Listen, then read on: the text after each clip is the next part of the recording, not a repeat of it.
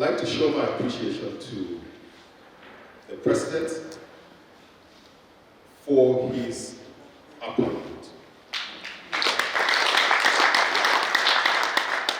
The fact that he found me worthy, despite the fact that I don't live in this country, to be invited to serve, makes me want to do more for him and for Nigeria. Secondly, I'd like to appreciate the National Chairman of the APC, Professor Tinubu, for also his contribution to making sure that the ministerial appointment comes from the northern zone. It is key because there were lots of pressures, and for him to have said, for equity and fair play, let us pick a minister from the northern zone. Please, let's join hands and work together. You know, the northern zone is a powerhouse, and we are capable of achieving any results if we come together. We can deliver for APC, we can deliver for Mr. President. Now, I see, and I've spoken to people before who have come to see, to say that we have been given a ministerial appointment, even though we haven't actually given him votes in numbers. We tried, but you know, in Nigeria, if you don't win, it's as good as if you've not given much. So he's giving us a loan. And when you are giving a loan, you will repay. And you won't repay the exact amount, you will repay with interest. So Mr. President is looking intently towards the northern zone of Plateau to see this loan that I've given you, are you going to repay or will you default? But I believe we have the capacity to deliver. So let's pay the loan and let's pay it with interest so that Mr. President will be happy with us.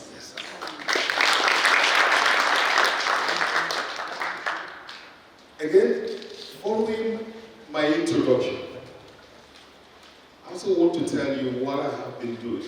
I will not bore you with details.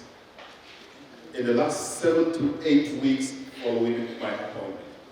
And can I also say that my delay in seeing you or in meeting with you is not because I didn't take it or I took you for granted.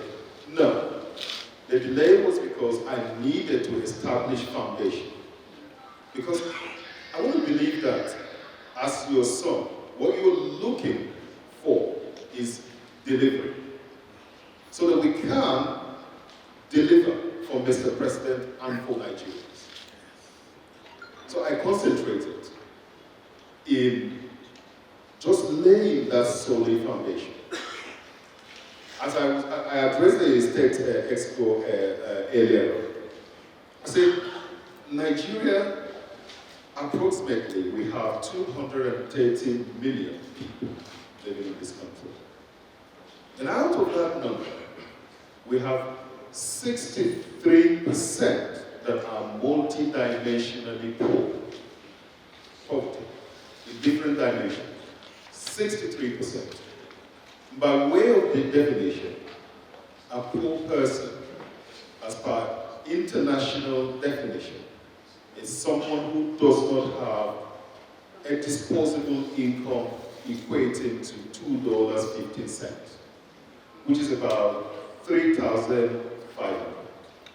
So if you don't have 3,000, or you're unable to have 3,500 naira daily as your disposable income, you are classified as poor. And 63% of Nigerians fall into that category. And then the very, very poor is around 30%. Why am I I giving you these statistics? Just to tell you the enormity of the role that Mr. President has placed under our care.